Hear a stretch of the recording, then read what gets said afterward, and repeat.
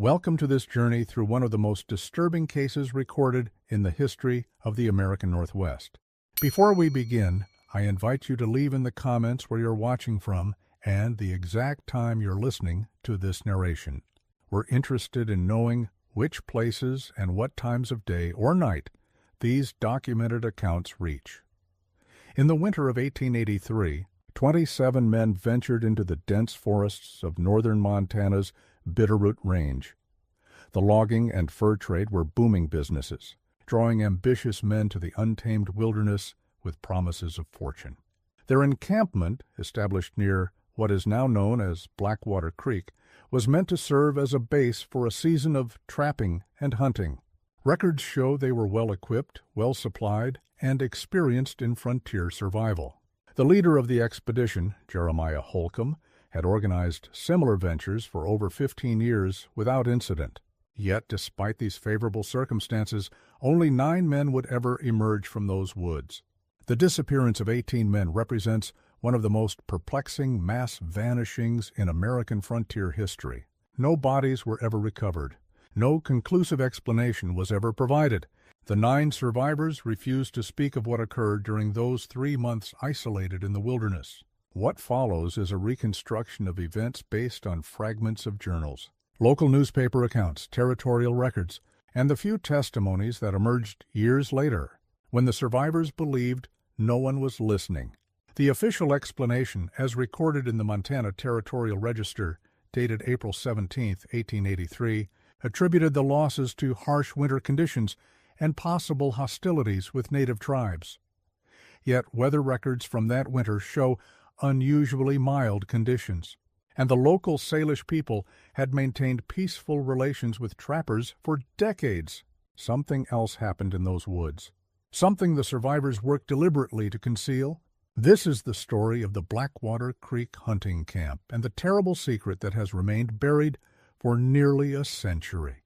Mill Creek, Montana Territory was a modest settlement in 1882, consisting of little more than a general store, a sawmill that gave the town its name, 2 saloons, and a scattering of wooden structures that served as homes and businesses. Situated in a valley with mountains rising in every direction, it was a place where men came to seek their fortunes in lumber, furs, and occasionally gold. The settlement's population fluctuated with the seasons, swelling in spring and summer when the passes were clear, thinning as winter approached.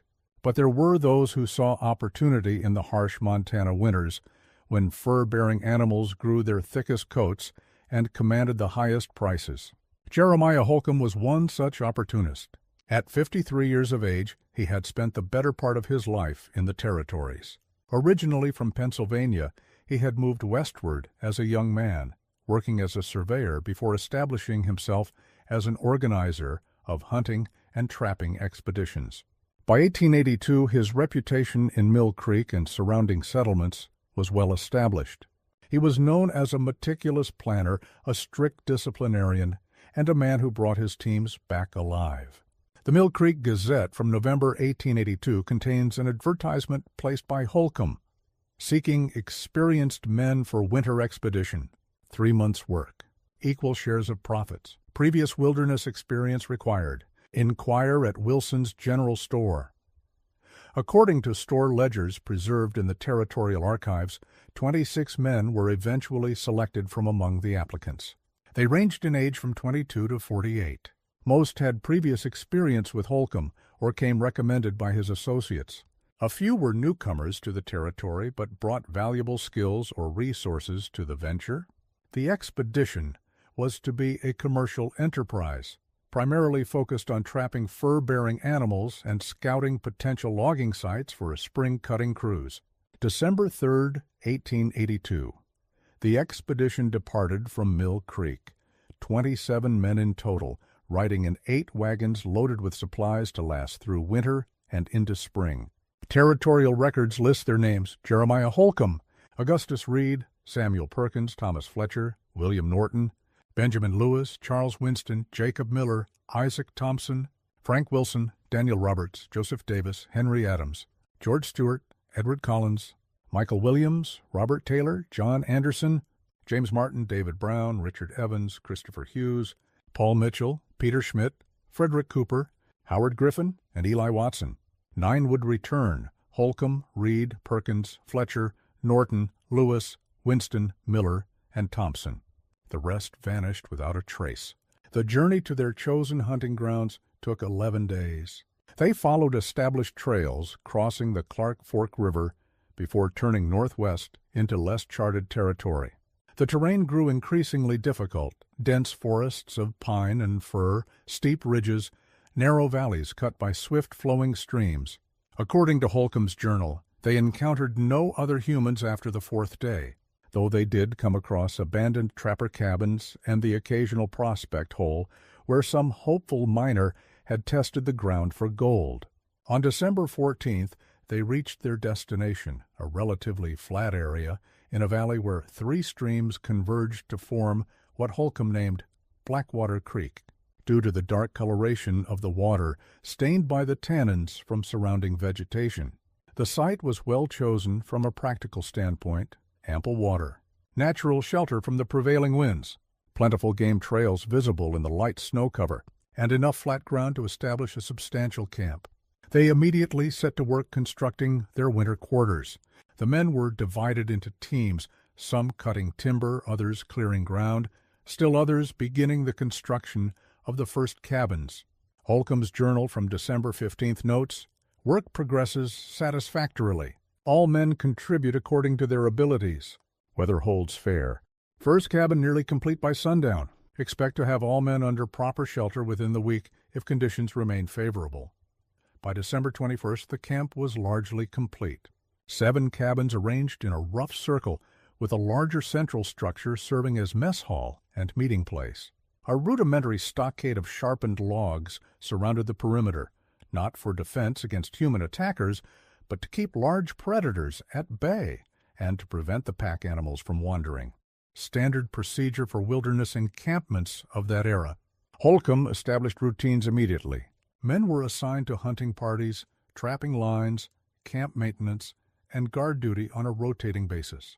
His journal from this period reveals the methodical mind that had earned him his reputation for successful expeditions. Detailed inventories of supplies, records of daily hunting yields, maps of established trap lines radiating outward from the camp, and careful notation of weather conditions. The first 5 weeks passed without significant incident. The men settled into their routines. Trap lines were checked daily. Hunting parties brought in deer, elk, and the occasional moose to supplement their provisions. Pelts began to accumulate: beaver, marten, fox, and the particularly valuable river otter that inhabited the streams. Holcomb's journal entries from this period are mundane, detailing hunting successes, weather conditions, and minor disputes among the men. On January 2, 1883, he wrote, "Norton and Schmidt engaged in heated words over a card game, separated them before matters escalated. Otherwise, spirits remain high, trapping lines yielding satisfactory results. Expect first shipment of pelts to be ready by month's end." No indication of the horror that would soon envelop the camp. The men were not completely isolated during this period. According to Holcomb's journal, a system had been established whereby accumulated pelts would be transported to the nearest trading post, a 5-day journey by horseback, where they would be exchanged for additional supplies, and any necessary communications with Mill Creek could be conducted. The first such journey was scheduled for late January, with Wilson and Evans designated as couriers. They never made that journey. January 24, 1883 marks the first anomaly in the record. Holcomb's journal entry for this date contains a curious note. Reed reports unusual findings along the northern ridge. Claims to have discovered abandoned camp. No sign of occupants. Peculiar markings on trees surrounding site. Will investigate tomorrow, if weather permits. The next day's entry is brief. Weather did not permit investigation. Reed agitated. Claims to have heard voices in the forest during night watch. Likely overtired. Have assigned him to camp duties for 3 days rest. 3 days later, Holcomb records, Reed continues to speak of voices in the forest. Now claims they call his name. Have examined him for fever or other ailments. Appears physically sound, but mentally distressed. other men beginning to avoid his company. January 26 brings the first indication that Reed's experiences might not be isolated delusions. Stewart and Brown report unusual sounds while checking northern trap line, describe as whispering that follows but never comes close enough to understand. Both men of sound character and not given to fanciful notions, have instructed all men to travel in groups of 3 rather than pairs until situation clarified. The following day's entry is ominous. Schmidt failed to return from trap line. Cooper and Mitchell sent to search. No sign by nightfall. Will continue search at first light. January 28th. Cooper and Mitchell located Schmidt's final trap line. Traps undisturbed. No sign of Schmidt. Unusual tracks in snow, possibly bear, though pattern inconsistent with any bear sign I've encountered. Men increasingly uneasy. January 29th. Cooper missing as of morning count. Mitchell claims they separated briefly while searching for Schmidt. When he called out, Cooper did not respond. Another search party formed, no success. Camp now down 3 men. Have ordered all trapping activities to be conducted in pairs. No man leaves camp alone. By February 1st, Holcomb's writing betrays growing concern. Men report sounds from forest during night, describe as voices without words, likely wind through rock formations creating unusual acoustics. Nevertheless, have doubled night watch rotation. A pattern was emerging. Men were vanishing 1 or 2 at a time, without struggle, without alarm, often when momentarily separated from their companions. The psychological effect on the remaining men was profound. Holcomb's journal documents increasing tension, arguments, sleeplessness, and what he terms nervous disorders among the expedition members. February 30th. Mitchell located approximately 1 mile from camp, confused and disoriented, claims to have been led astray by familiar voices. Mayquel. Medical examination reveals no physical injuries, but extreme exhaustion. He speaks of the door in the cave, but becomes agitated when questioned further. Have sedated him with whiskey and laudanum. The situation deteriorated rapidly after this point. Holcomb's entries become sporadic and increasingly disturbed in tone. From February 5th, Mitchell found dead this morning, no apparent cause, body cold, features frozen in expression of extreme terror. Men insist on burial outside camp perimeter despite frozen ground. 4 hours to dig adequate grave. Roberts led prayer service, morale at lowest point.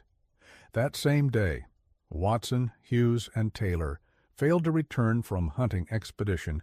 Griffin and Anderson volunteered for search party, reluctantly approved despite growing darkness. Neither they nor the hunting party returned by midnight. Camp now down 8 men. Remaining men insist on gathering in Central Hall rather than dispersing to individual cabins.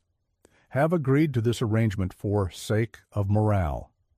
A significant gap exists in the journal between February 5th and February 18.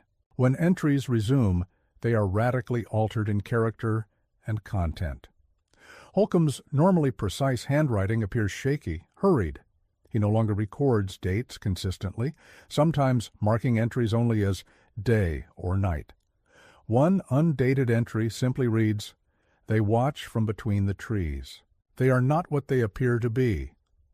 Another, 7 more gone. They went for water.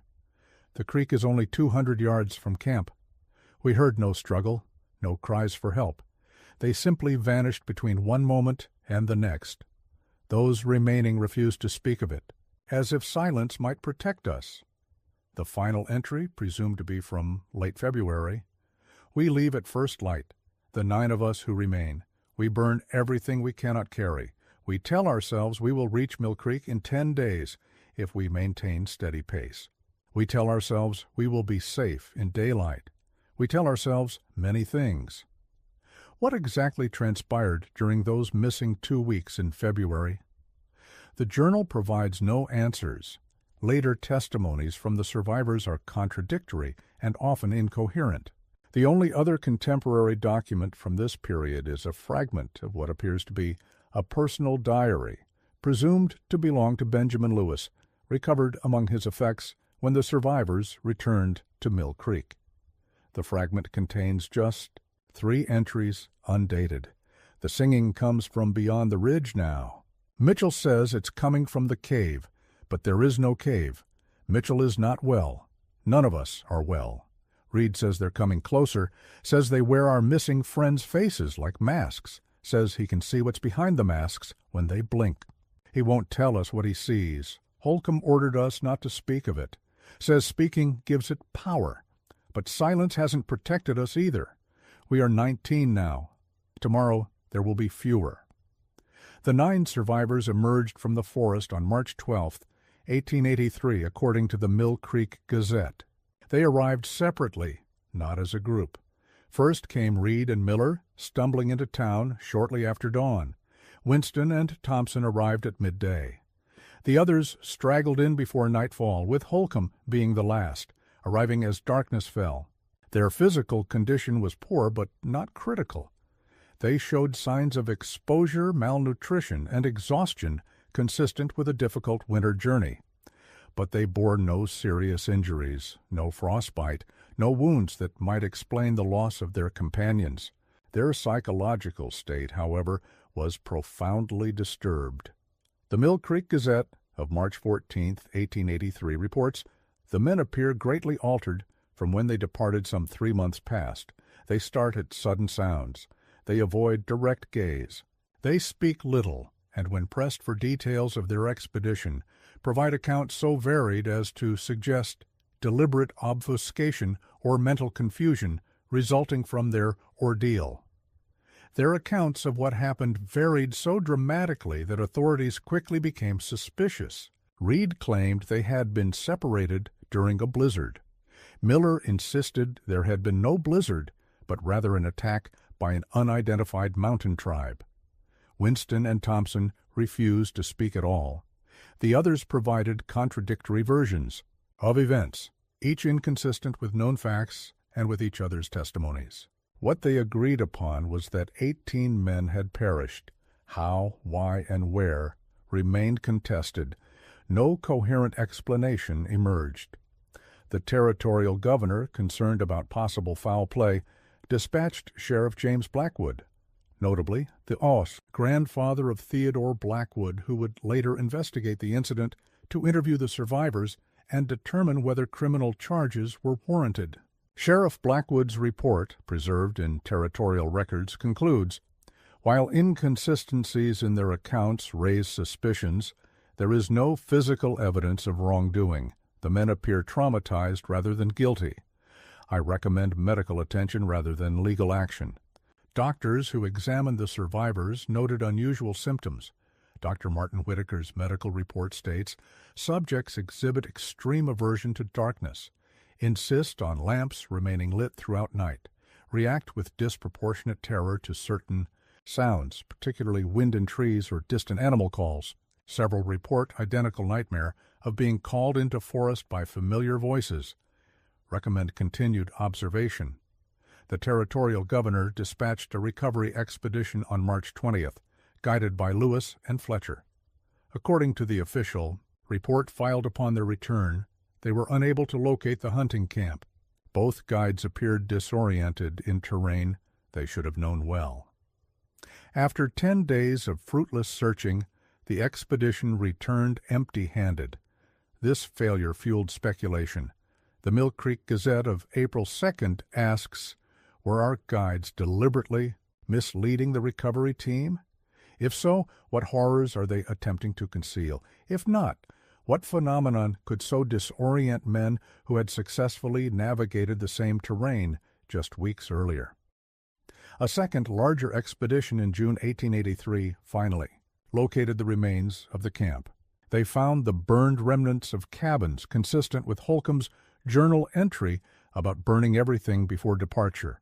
They found no human remains, no personal effects, no evidence of violence or struggle. The official report notes, "Site appears to have been abandoned in haste, but without disorder. No indication of attack or natural disaster. The fate of the missing men remains undetermined.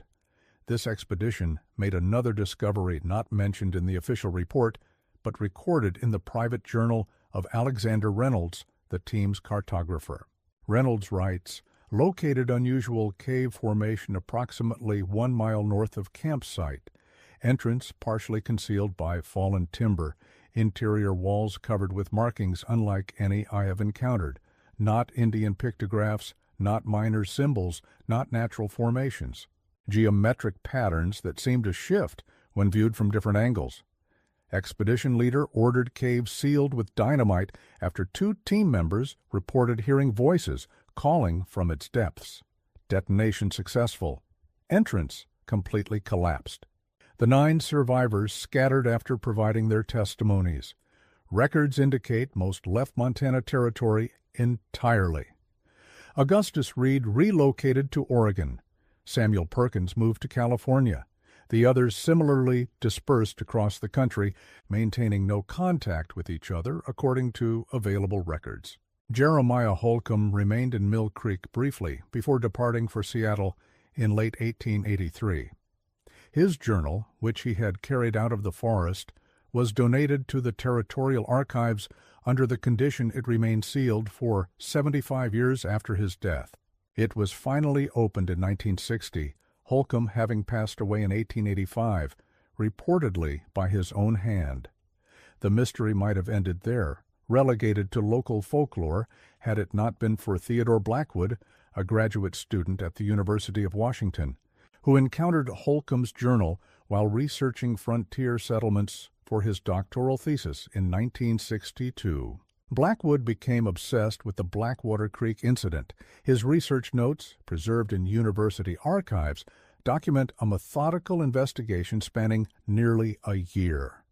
He tracked down county records, newspaper archives, church registries, and personal correspondence related to the survivors and their descendants. Most significantly, he conducted interviews with the still-living relatives of the 9 men who had emerged from the forest in 1883. These interviews reveal disturbing patterns. Martha Reed, granddaughter of Augustus Reed, reported that her grandfather never slept in darkness and maintained loaded rifles at every door and window until his death in 1884, just a year after his return. William Perkins, grandson of Samuel Perkins, recounted family stories of his grandfather's episodes, periods where he would insist that friends long dead were watching him from the corner of the room, wearing faces that didn't fit right. Blackwood's research also revealed that of the 9 survivors, 7 died within 2 years of their return, most by suicide or under questionable circumstances. Augustus Reed shot himself in October 1884. Samuel Perkins drowned in the Sacramento River in January 1885, though witnesses reported he was a strong swimmer. Thomas Fletcher was found hanging in his barn in March 1884, with what the coroner described as an expression of extraordinary terror on his face. Only Jacob Miller and Isaac Thompson lived to old age, both becoming recluses in their later years. Miller died of natural causes in 1927 at the age of 76. Thompson outlived them all, passing away in 1931 at 82. In Thompson's personal papers discovered after his death by his son Edward Thompson, Blackwood found a sealed envelope marked, "To be burned unread upon my death." Edward Thompson had retained the envelope but honored his father's wish not to read its contents. He provided it unopened to Blackwood, who persuaded him that the historical value of its contents justified breaking this promise. Inside was a detailed account of what Thompson claimed had occurred at Blackwater Creek. The document, dated January 3, 1930, begins, "I am the last living witness to what happened at Blackwater Creek in the winter of 1883. As death approaches, I find the need to record the truth, though I have spent my life concealing it. Let this account serve as both confession and warning." According to Thompson, the trouble began not with the disappearance of Schmidt, as Holcomb's journal suggests, but several days earlier. Thompson writes, "It was Reed who found the cave, Not an abandoned camp, as Holcomb recorded. A cave, its entrance half hidden by fallen timber. Inside, Reed discovered peculiar markings carved into the stone walls. Not Indian signs, not miners' markings. Something older. Something none of us recognized. Reed brought others to see his discovery. Thompson continues. 7 of us entered the cave with Reed. Holcomb refused to go, saying he had trapping lines to check. Inside, we found the markings extended deep into the mountain. Fletcher, who had some schooling, said they resembled no language he knew, but had a mathematical precision to them.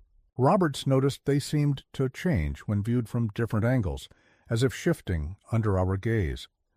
Thompson describes how they discovered a chamber deep within the cave system. The walls opened into a space larger than our mess hall. At its center stood what Roberts called a door frame with no door. A perfect rectangle of stone standing unsupported on the cave floor. Beyond it, only the far wall of the chamber was visible. Yet something about that frame made us uneasy. The air around it seemed to waver, like heat rising from summer rocks. What happened next, according to Thompson, defies rational explanation. Schmidt was closest to the frame. He reached toward it, not touching, merely pointing. Said he felt a cold draft coming through. Then he stepped forward, as if to pass around the frame. Instead, he passed through it. One moment visible, the next gone. No sound, no flash of light. Simply gone, as if he'd never been. Panic ensued. The men fled the cave, returning to camp. They told Holcomb and the others what they'd witnessed. Most dismissed it as a prank or hysteria. Cooper and Mitchell, however, insisted on returning to investigate, convinced Schmidt was playing an elaborate joke. They never returned. Thompson's account grows increasingly disturbing from this point. He describes how, over the following weeks, men continued to vanish, not only from the cave, which they'd sealed shut with felled timber, but from the camp itself. They were taken in moments of solitude. A man would step behind a cabin for privacy or walk to the edge of the clearing to relieve himself and never return. No tracks leading away. No signs of struggle. More terrifying were the voices. Thompson writes, "We began to hear them after the first week.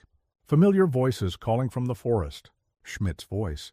Cooper's voice. Each man who had vanished calling to those who remained, asking for help, begging to be let back into camp.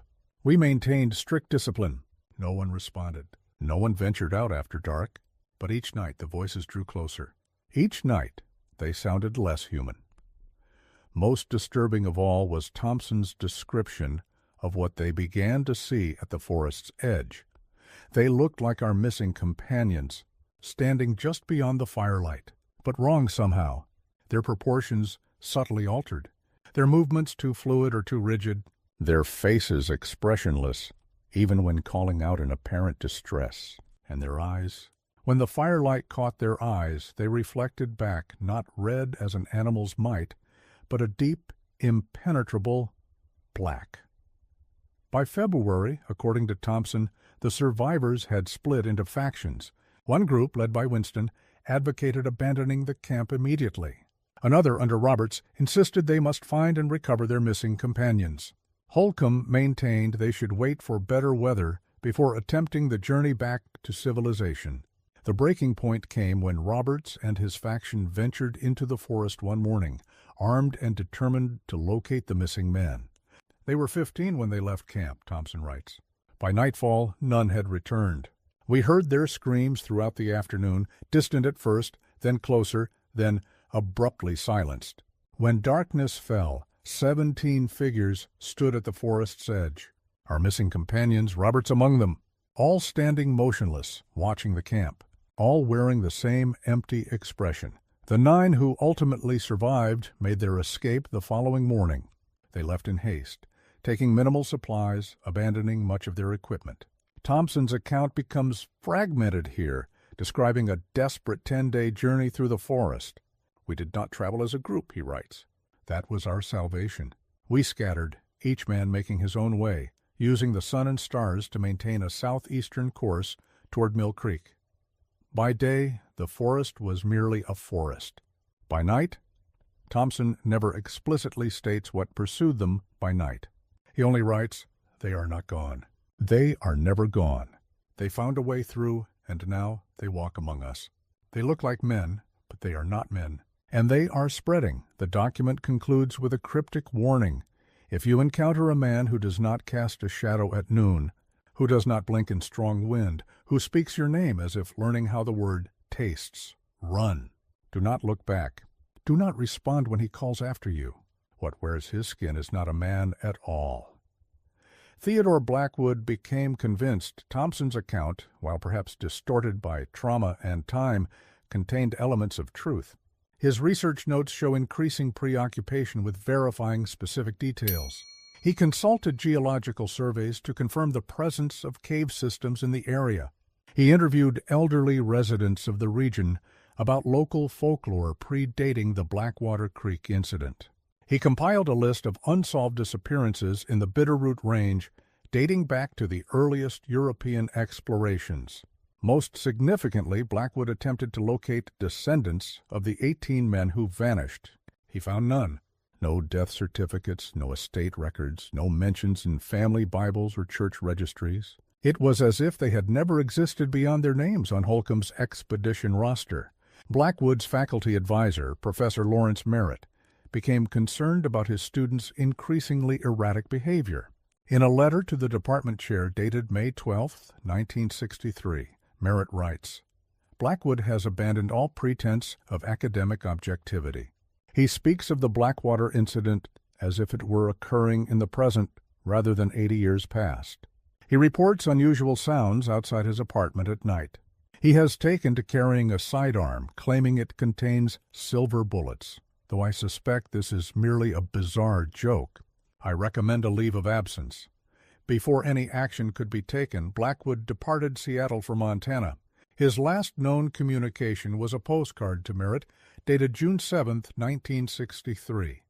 "Leaving tomorrow for the Bitterroot Range. Have coordinates for the camp location. Will verify Thompson's account directly. If I do not return by July 1st, notify Sheriff's Department in Missoula."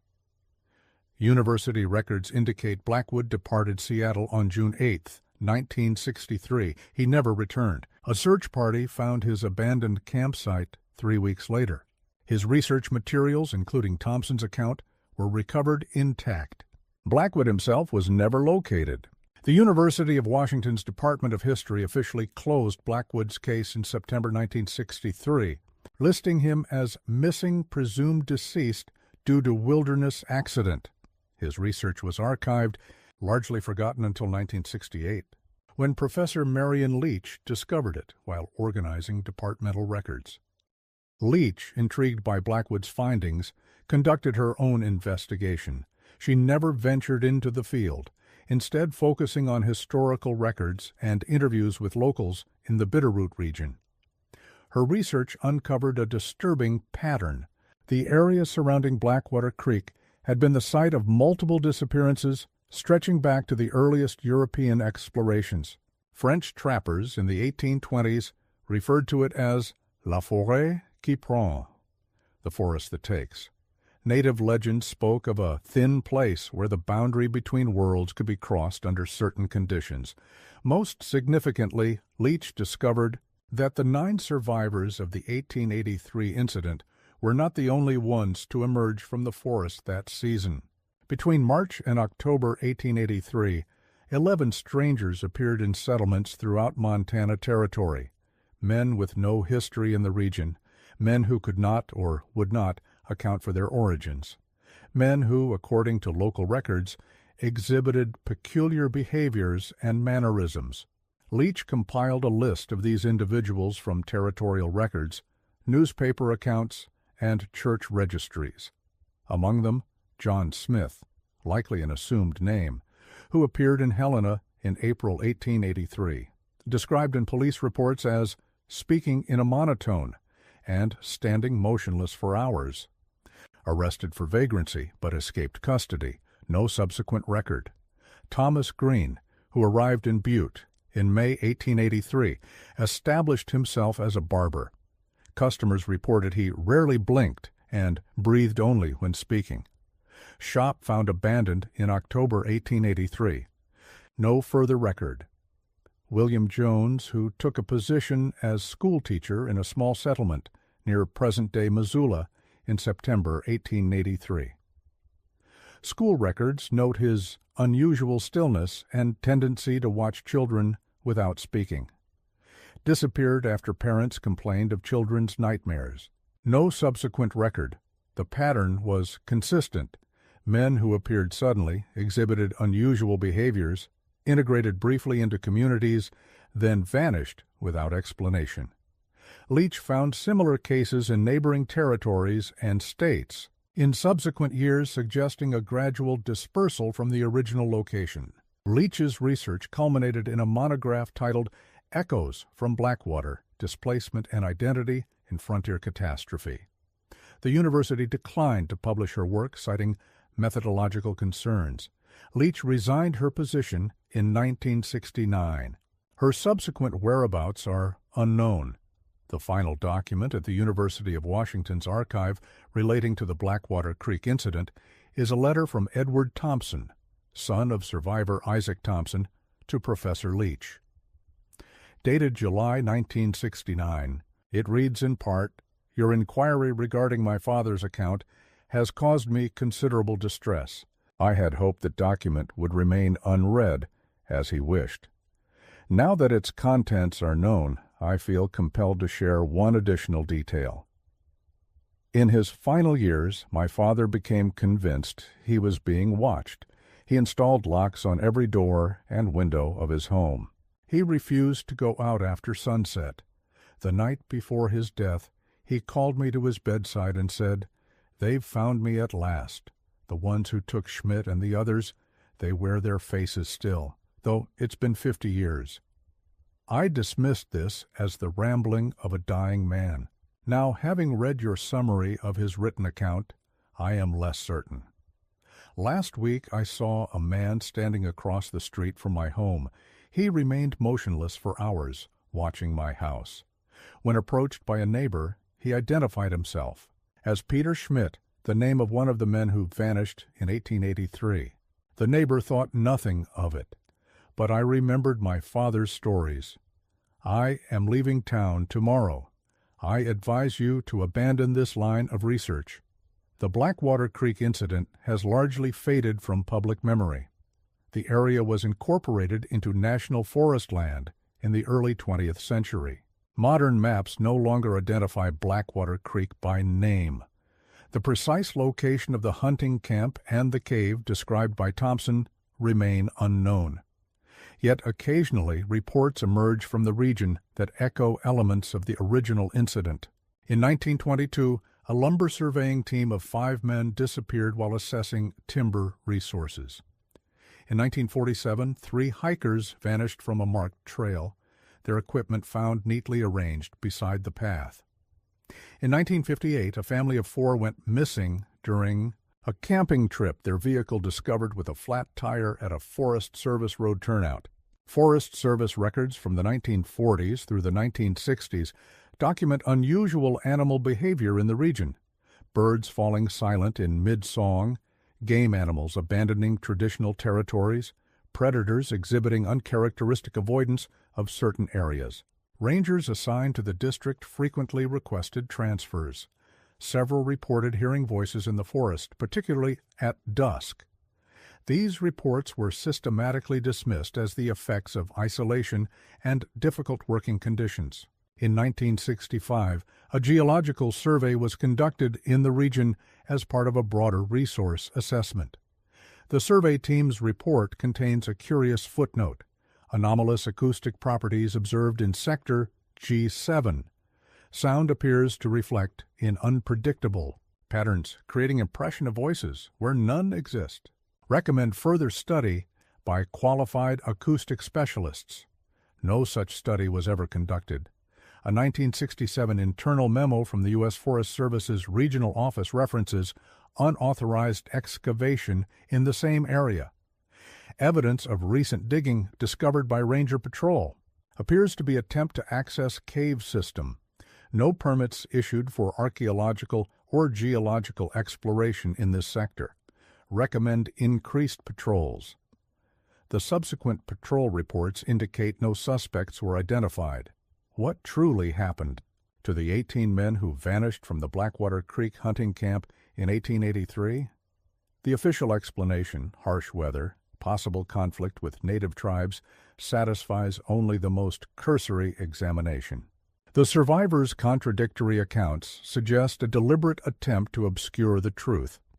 Thompson's narrative, while potentially compromised by trauma or mental instability, aligns with local legends and subsequent incidents in ways that cannot be easily dismissed.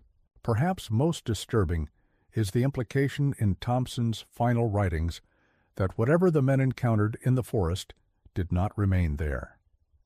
His claim that they are spreading suggests a threat not contained to a remote wilderness location, but one that might manifest anywhere. They look like men, but they are not men, he wrote, a warning, a delusion, or the documentation of an ongoing infiltration. One final document merits attention. In 1967, during routine maintenance of the Montana Historical Society archives, a staff member discovered a previously uncatalogued letter apparently written by Jeremiah Holcomb shortly before his death in 1885. Addressed to the territorial governor but never delivered, the letter contains a single paragraph. I write not to confess, but to warn. We brought something back with us, not in our hands or in our packs, but in our minds.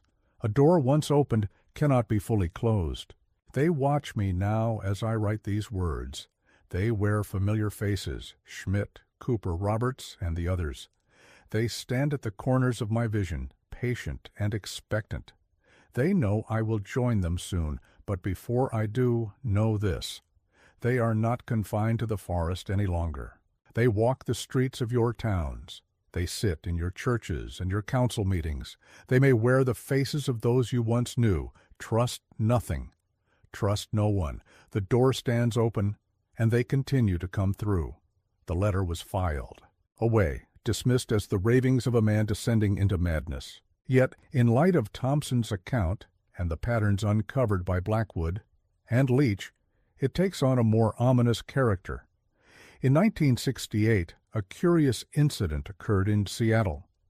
Police records document the arrest of a man identified as Theodore Blackwood for disturbing the peace. The arresting officer's report states, subject was accosting pedestrians, claiming to have returned from Montana after 5 years in the forest. Subject appeared disoriented and malnourished, clothes tattered but paradoxically clean, as if recently donned. When questioned about his identity, subject became agitated, insisting, I am not Blackwood. Blackwood is gone. Subject remanded to Western State Hospital for psychiatric evaluation. Hospital records indicate the man was released after 3 days, having been deemed no threat to himself or others. The examining physician's notes include the observation, patient exhibits unusual speech patterns, often pausing mid-sentence as if listening to unheard voices, maintains fixed stare without blinking for uncomfortable durations, claims to be Theodore Blackwood, but demonstrates no knowledge of Blackwood's academic work or personal history. The examining physician's notes include the observation, patient exhibits unusual speech patterns, often pausing mid-sentence as if listening to unheard voices, maintains fixed stare without blinking for uncomfortable durations, claims to be Theodore Blackwood but demonstrates no knowledge of Blackwood's academic work or personal history. The man disappeared after his release. University records contain no indication that anyone claiming to be Theodore Blackwood ever contacted the institution.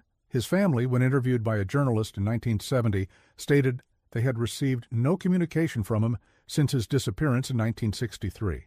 Local newspapers in Seattle occasionally reported sightings of a man matching Blackwood's description in the years following the 1968 incident. The Seattle Times ran a small article in 1971 titled Missing Professor Spotted Downtown, describing a gaunt man in outdated clothing who identifies himself as Theodore Blackwood, seen standing motionless for hours outside the University of Washington Library. Campus security found no one matching this description when they investigated. The forest remains, Blackwater Creek, though renamed, continues to flow. The cave, if it exists, has never been officially located. 27 men entered the wilderness in December 1882. Only 9 emerged. What became of the other 18, and what might have emerged in their place, remains one of the most disturbing unsolved mysteries of the American frontier. In 1972, Park Ranger David Corbin filed an unusual incident report while patrolling what is now the Lolo National Forest, an area that encompasses the presumed location of the Blackwater Creek Camp. The report describes an encounter with an elderly man in outdated clothing at a remote trailhead. According to Corbin, the man identified himself as Peter Schmidt and claimed to be waiting for my companions to return from their trap lines. When Corbin pointed out that no trapping was allowed in the national forest, the man reportedly smiled and said, "The forest has its own rules." When Corbin turned to radio for assistance, the man vanished. A subsequent search found no tracks leading away from the location. Corbin's report concludes with a personal note. Subject's manner was deeply unsettling. Maintained eye contact without blinking. Spoke in monotone. Skin appeared waxy or artificial under flashlight. Request permission to avoid solo patrols in this sector. Permission was granted. Corbin transferred to Yellowstone National Park the following year. Similar reports surfaced periodically in the region. In 1985, a hunting party reported encountering men standing motionless among the trees at dusk. The hunters described them as dressed like old-time trappers and watching us without speaking. When approached, the figures reportedly retreated into the forest, moving with unusual speed and coordination. The hunters cut their trip short, claiming the encounter had spooked their horses. In 1994, a group of college students on a weekend hiking trip reported hearing voices calling from off-trail near sunset. One student separated from the group to investigate and did not return. Search and rescue operations located the missing student 2 days later, disoriented and suffering from exposure, with no memory of where he had been. According to the incident report, he repeated one phrase during his rescue. "They wear familiar faces, but they are not who they appear to be." Perhaps most disturbing was the discovery made during construction of a new fire access road in 2002. Workers uncovered what appeared to be an old cabin foundation approximately 10 miles from the nearest known historical settlement. Archaeological assessment dated the structure to the late 19th century. Among the artifacts recovered was a metal button bearing the initials P.S., potentially connecting it to Peter Schmidt, one of the vanished trappers. The archaeological report notes that the cabin appeared to have been deliberately burned, with evidence suggesting the fire had been set from within. In the decades since Blackwood's disappearance, the Bitterroot Range has been fully mapped, its forests harvested and regrown, its wildlife studied extensively. Yet even today, local guides warn visitors against camping near certain unmarked streams. Forest Service employees rotate out of the district at rates higher than comparable assignments. And occasionally, hikers report curious encounters, familiar voices calling from dense undergrowth, figures glimpsed between trees that move in ways that seem almost, but not quite, human. In 2013, a documentary filmmaker named Rachel Carter began researching the Blackwater Creek incident for a potential series on unsolved historical mysteries. Her production notes, shared with colleagues, show a methodical approach: interviews with local historians, consultation of archival materials, on-location scouting in the Lolo National Forest. Her final email to her producer, dated September 18, 2013, reads, "Think I've located the actual site of the Blackwater camp. Matches Holcomb's descriptions perfectly. Planning final scout tomorrow with local guide. If it checks out, we'll start filming next week." Carter never returned from that scouting trip. Her rental car was found at a trailhead parking area, locked and undisturbed. Her camera equipment was missing. The guide she had arranged to meet claimed she never arrived for their appointment. Search operations continued for 2 weeks before being suspended due to early snowfall. When they resumed in spring 2014, no trace of Carter was found. 3 months after Carter's disappearance, A strange video was uploaded to her professional YouTube channel. The footage, shaky and partially obscured, shows a densely wooded area at dusk. A woman's voice, presumably Carter's, narrates, "Day 3 of solo search. I think I found it." These foundations match the description in Holcomb's journal. The camera pans across what appear to be stone foundations overgrown with vegetation. The narration continues, "There's something else here, some kind of structure, not on any of the maps." The footage shows a rocky outcropping with what might be an opening. The camera moves closer, revealing darkness beyond. The narrator's voice grows excited. This has to be the cave Thompson described. The entrance was supposed to have been collapsed in 1883, but here it is. I'm going to take a quick look inside. The footage becomes darker, illuminated only by the camera's built-in light. Stone walls appear, bearing faint markings consistent with Thompson's description. The narrator's voice is now hushed. "These markings, they seem to shift when I look at them from different angles, just like in the account." The camera continues deeper into the cave. The footage abruptly destabilizes, as if the camera operator had stumbled. A brief glimpse of what appears to be a stone structure is visible, rectangular, freestanding in the cave's interior. The narrator gasps. The camera drops, showing only rock floor. Audio continues for approximately 30 seconds. Footsteps, rapid breathing, a distant sound that might be voices, then silence. The video ends with 10 minutes of black screen. Audio analysis reveals faint sounds during this period, occasional footsteps, distant vocalizations that audio experts have described as not clearly identifiable as human speech. The final seconds contain a whispered phrase that has been variously interpreted by listeners. The most common interpretation, "They're wearing our faces now." YouTube removed the video within 24 hours, citing disturbing content violations. Copies exist on various internet archives. Law enforcement investigated the upload, but was unable to determine who had accessed Carter's account. Her case remains open. The 9 survivors of Blackwater Creek carried something out of the forest with them, if not physical evidence, then a secret they maintained until death. Whether that secret was merely the trauma of watching their companions succumb to wilderness hazards, or something far more sinister, may never be known with certainty. What we know is this: 27 men entered the forest. 9 walked out, and in the years that followed, strange figures appeared in settlements throughout the region. Figures who resembled men, but who, according to those who encountered them, were somehow wrong in ways difficult to articulate. In 2018, a hiker discovered a cairn-like stone arrangement in a remote area of the Lolo National Forest. Beneath the central stone was a metal container, badly corroded but still sealed. Inside was a handwritten note on deteriorated paper. The majority of the text was illegible due to water damage, but several phrases remained. Clear found the cave again despite the collapse. They continue to come. Through wear our faces but cannot perfectly mimic, must but recognize them by their stillness, their fixed gaze. I do not trust even familiar faces in the forest.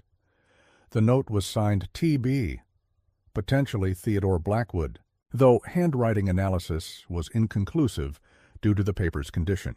The location was approximately 15 miles from where Blackwood's campsite had been discovered in 1963. The Forest Service employee who first examined the note requested transfer the following week. In his exit interview, he stated only that he no longer felt comfortable working alone in that district. When pressed for specifics, he refused to elaborate, saying, "Some things are better left unspoken." Recent years have seen increased interest in the Blackwater Creek incident among paranormal researchers and conspiracy theorists. Internet forums contain hundreds of posts speculating about what happened to the 18 missing men. Theories range from the mundane, bear attacks, tribal conflicts, infighting, to the fantastic, alien abduction, interdimensional portals, possession. Most unsettling are the claims of contemporary encounters. Since 2010, over 30 posts have appeared on various forums describing experiences in the Lolo National Forest consistent with elements of the Blackwater Creek accounts, voices calling from dense forest, Figures that move in unnatural ways, men in outdated clothing who stand motionless among the trees. While many such claims can be dismissed as hoaxes or misperceptions, their consistency with historical accounts raises disturbing possibilities. In 2021, a small team of researchers from the University of Montana's Anthropology Department conducted a limited archaeological survey in the area believed to contain the Blackwater Creek campsite. Their preliminary report notes evidence of 19th century human habitation consistent with temporary encampment. Multiple cabin foundations identified. Evidence of deliberate burning. No human remains located. Survey terminated prematurely due to team members reporting auditory hallucinations and psychological distress. The team leader, Dr. Rebecca Stern, elaborated in a subsequent interview, "Something about that location affected my team psychologically. 3 experienced field researchers, all reporting the same symptoms. Voices calling their names, peripheral visual disturbances, profound and irrational dread. I've worked archaeological sites across North America for 20 years and never experienced anything like it. We collected our samples and left. None of us would consider returning. The samples collected included soil from the cabin foundations, fragments of burned wood, rusted metal objects, and stone from a nearby cave entrance. Preliminary analysis of the cave stone revealed unusual properties, microscopic patterns that seemed to shift depending on the angle of observation, consistent with both Thompson's account and Blackwood's notes. Further study was abandoned when 2 laboratory technicians reported headaches and auditory hallucinations after prolonged exposure to the samples. All materials were subsequently sealed and placed in secured storage at the university. Dr. Stern's request for a more comprehensive investigation was denied. The official reason cited was budgetary constraints. Unofficially, colleagues reported that university administrators had received concerning information from federal agencies regarding the site. They may walk among us still. The forest keeps its secrets. The door once opened remains ajar, and somewhere in the dense woods of the Bitterroot Range, the echo of what happened at Blackwater Creek in the winter of 1883 continues to resonate, a warning unheeded, a mystery unsolved, a horror undimmed by the passage of time. In 2022, a hiker reported a strange encounter to Forest Service personnel. While resting at a remote stream crossing, he observed a man in old-fashioned clothing standing motionless on the opposite bank. When approached, the man identified himself as Jeremiah Holcomb and claimed to be waiting for my men to return from their trapping lines. The hiker, unaware of the historical significance of the name, thought nothing of it until he mentioned the encounter to a ranger, who recognized the name immediately. A subsequent check of the area found no tracks or evidence of another person's presence. The ranger's report concludes possible case of mistaken identity or fabrication. Alternatively, witness encountered individual with knowledge of local history engaging in historical reenactment. No further action warranted. The report was filed and forgotten, but the questions remain. What if the 18 men who vanished in 1883 never truly left the forest? What if whatever took their place continues to exist, wearing borrowed faces, mimicking human behavior just accurately enough to pass casual inspection? What if Thompson's warning, "They look like men, but they are not men," was not delusion but desperate truth? The Blackwater Creek incident offers no definitive answers, only disturbing possibilities. In the absence of conclusive evidence, each of us must decide how much credence to give the accounts of traumatized survivors, obsessed researchers, and modern witnesses. Perhaps the explanation is mundane: the psychological effects of isolation, the unreliability of historical records, the human tendency to pattern match and create narrative from coincidence. Or perhaps something truly inexplicable occurred in those woods, something that continues to ripple outward through time, touching lives far removed from the original event. Perhaps the door Thompson described remains open, a passage between worlds that was never successfully closed. Listen carefully in the silence between heartbeats. Their voices might be calling your name, and if you hear them, if you feel drawn toward the dense shadows between ancient trees, Remember Thompson's final warning. If you encounter a man who does not cast a shadow at noon, who does not blink in strong wind, who speaks your name as if learning how the word tastes, run. Do not look back. Do not respond when he calls after you. What wears his skin is not a man at all. For the 27 men who entered the Montana wilderness in 1883, what began as a routine expedition ended in mystery and horror. Only 9 returned, forever changed by their experience. The other 18 vanished into history, or perhaps into something far stranger. Their true fate remains unknown, their story a disturbing footnote in the chronicles of the American frontier. The forest remains. Blackwater Creek, though renamed, continues to flow. And somewhere in the dense woods of the Bitterroot Range, something watches and waits. Something that wears familiar faces. Something that calls with familiar voices. Something that entered our world through a door that should have remained closed. 27 men entered the forest in 1883.